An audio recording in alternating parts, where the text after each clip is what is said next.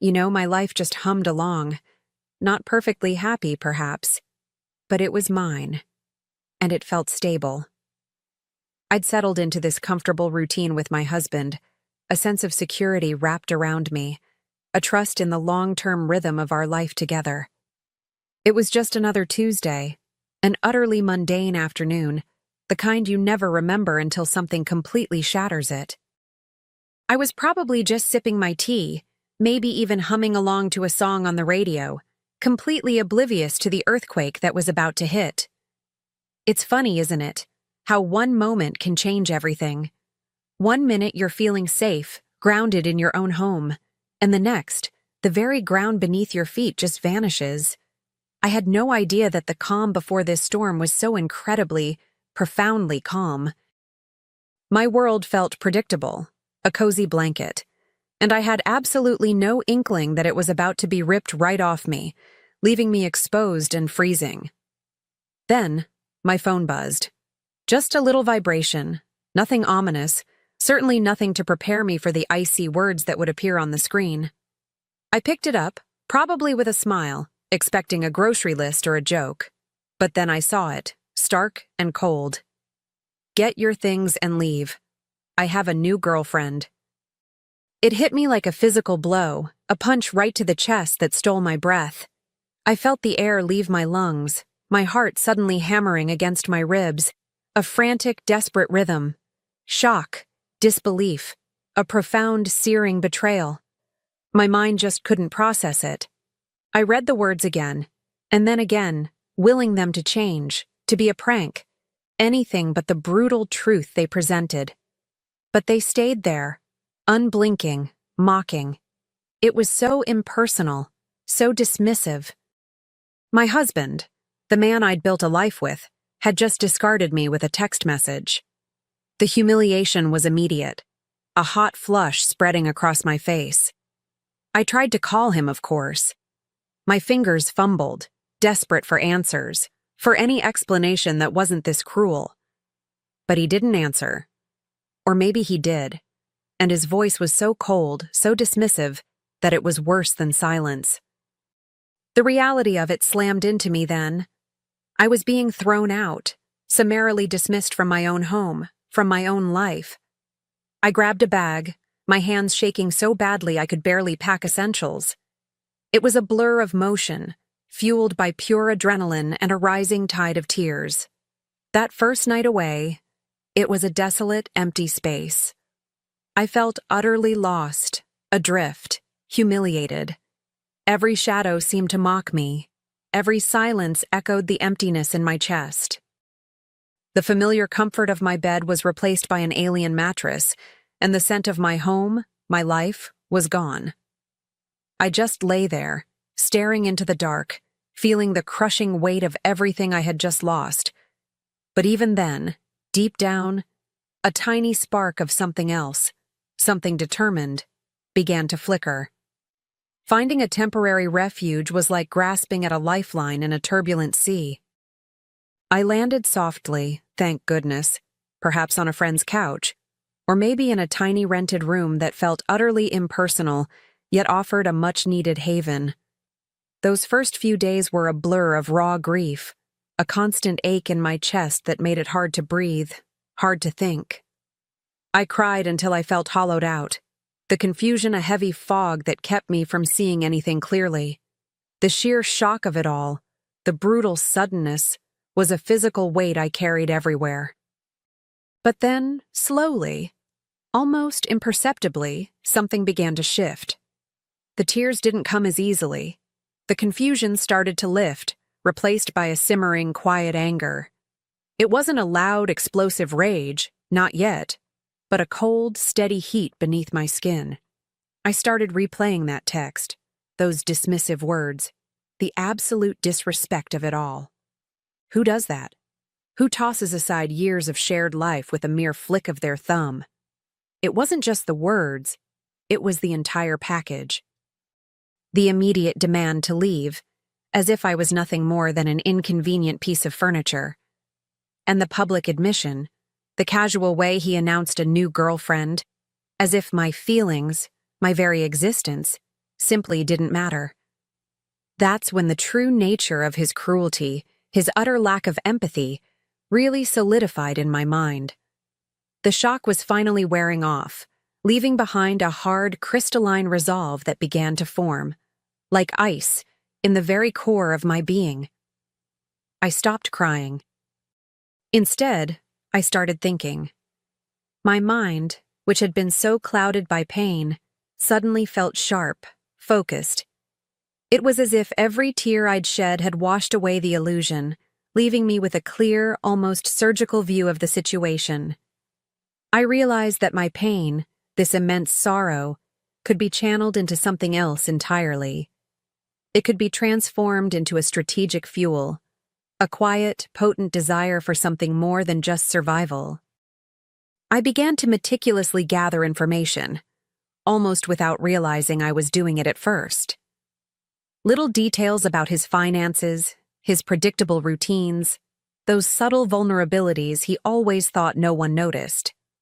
I even started to look into this new girlfriend, trying to piece together the narrative from his side, understanding the landscape of betrayal.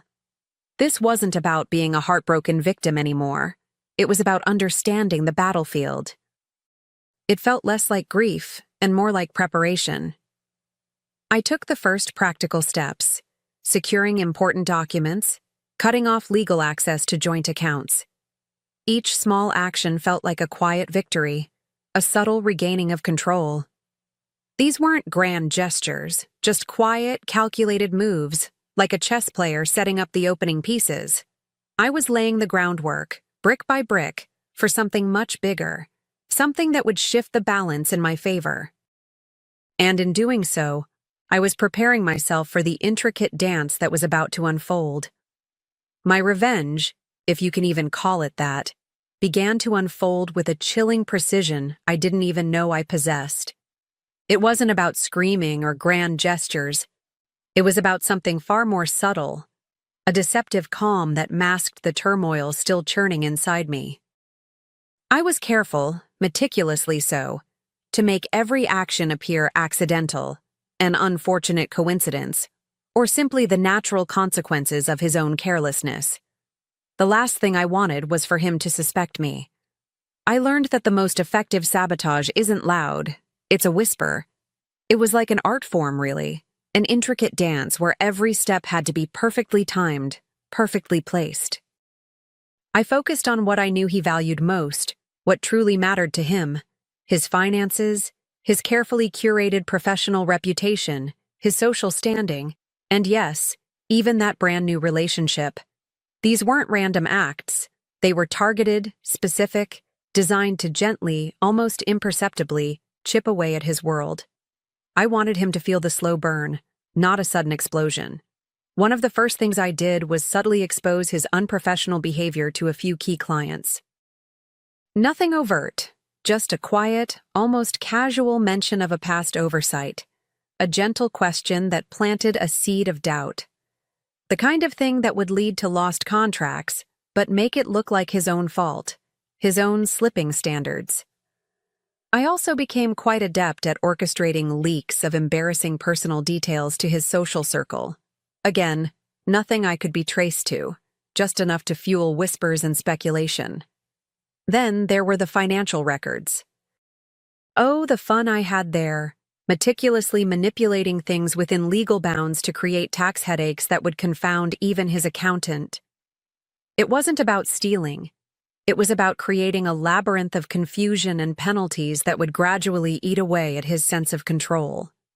Each move was like pulling a thread from a tapestry, watching it slowly unravel, knowing he wouldn't even notice until it was too late. And his new girlfriend? Well, let's just say a few well-placed, entirely truthful but unflattering insights about his character found their way to her. Nothing overtly malicious from me, just honest observations that might sow tiny seeds of doubt in her mind. I wanted her to see the real him, the one I had unfortunately come to know so well, but through her own perception, not through my direct influence. After all, if he could discard me so easily, what would stop him from doing the same to her? Throughout all of this, I maintained the perfect outward appearance. A sad, but bravely moving on ex-wife. I offered sympathetic nods to mutual friends, perhaps a quiet sigh about the difficulties of divorce. He had no idea, not a clue, that I was the quiet architect behind his growing misfortunes. He was just starting to feel the subtle tremors, but he had no idea they were part of a perfectly orchestrated earthquake. At first, he was oblivious, of course. That's always the way, isn't it, when you're so wrapped up in your own world, your own perceived infallibility? He probably just saw isolated incidents, a lost client here, a minor financial hiccup there, but slowly, inevitably, the cumulative effects of my, shall we call them adjustments, began to pile up. His life, which had been so perfectly ordered, so meticulously controlled, started to unravel in ways he couldn't explain. I could almost picture him scratching his head, trying to make sense of the new cracks appearing in his carefully constructed facade. Business deals that seemed like sure things suddenly fell through, leaving him bewildered and scrambling. His impeccable professional reputation, something he guarded so fiercely, began to suffer from whispers and strange rumors he couldn't quite trace. Even his new relationship, the one he'd so readily discarded me for, seemed to be experiencing unexplained strains. His personal finances became a tangled mess, a labyrinth of minor but persistent complications. It must have been infuriating for him, used as he was to effortless success. I imagined his growing frustration, the slow burn of confusion turning into a simmering paranoia. He'd be looking for enemies, blaming bad luck, pointing fingers at external forces. The thought that I could be behind it all, his meek, discarded ex-wife, would have been utterly beyond his comprehension. His composure, which he always prided himself on, started to crack around the edges. I could sense his growing agitation, even from a distance, like a faint tremor before an earthquake. The man who thought he had everything under control was slowly, steadily losing his grip. He even tried to confront me. Oh, he did. Either directly, with that bluster he always used when he was cornered, or through mutual friends, demanding to know if I had anything to do with his sudden string of misfortunes. But I was ready. I maintained my perfectly innocent facade, eyes wide with feigned sympathy, subtly hinting that perhaps his own past actions were finally catching up to him. I'd just offer a gentle sigh or a wistful comment about how karma works in mysterious ways. It was like watching a slow-motion car crash, knowing exactly when the impact would hit. Each deflection from me, each innocent denial, only served to deepen his suspicion while simultaneously making him doubt his own sanity. He was trapped in a web of his own making, only now the threads were being pulled by someone else entirely. The pressure mounted, his face growing tighter, his temper shorter. He was looking for a villain, never suspecting the quiet woman he'd so carelessly tossed aside. And then I knew the moment it clicked. That chilling certainty that must have washed over him like a cold wave. I was behind it. He finally connected the dots, but by then, he was already deep in the trap I had so patiently, so meticulously set for him. The walls were closing in, and there was no escape.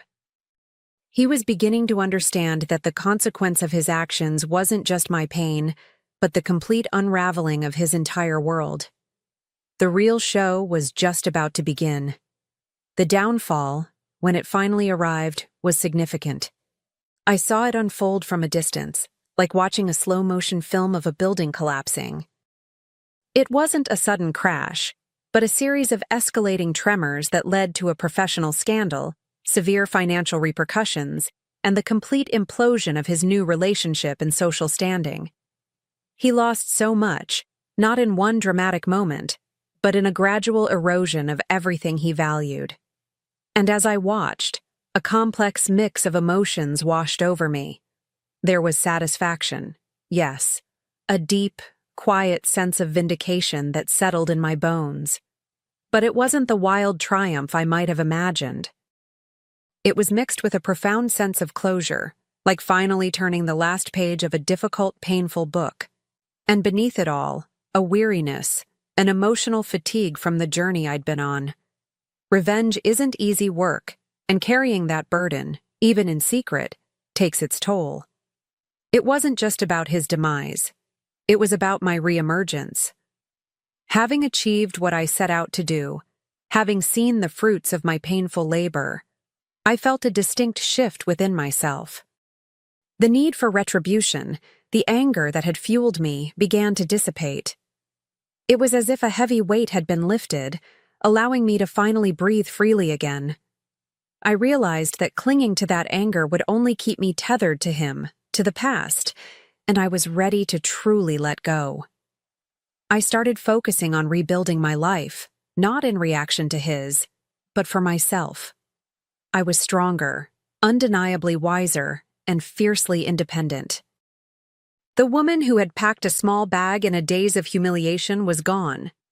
In her place was someone who understood her own resilience, who had faced betrayal and found a deep well of inner strength. That painful journey had stripped away so much, but it had also revealed what truly mattered. I began pursuing passions I'd neglected for years, rediscovering parts of myself that had been dormant. It wasn't about finding a new relationship or seeking external validation. It was about rediscovering my own worth, from the inside out. I learned that true empowerment isn't about getting even. It's about moving forward, unburdened by the past, forging healthier connections with myself and the world around me. My ending isn't a fairy tale with a prince. It's something far more profound, a story of self-reclamation. It's about finding purpose, nurturing joy, and standing tall on my own 2 feet, completely removed from the shadow of betrayal. The text that shattered my world ultimately became the catalyst for building a new, more authentic one, and that, I've come to realize, is the greatest triumph of all.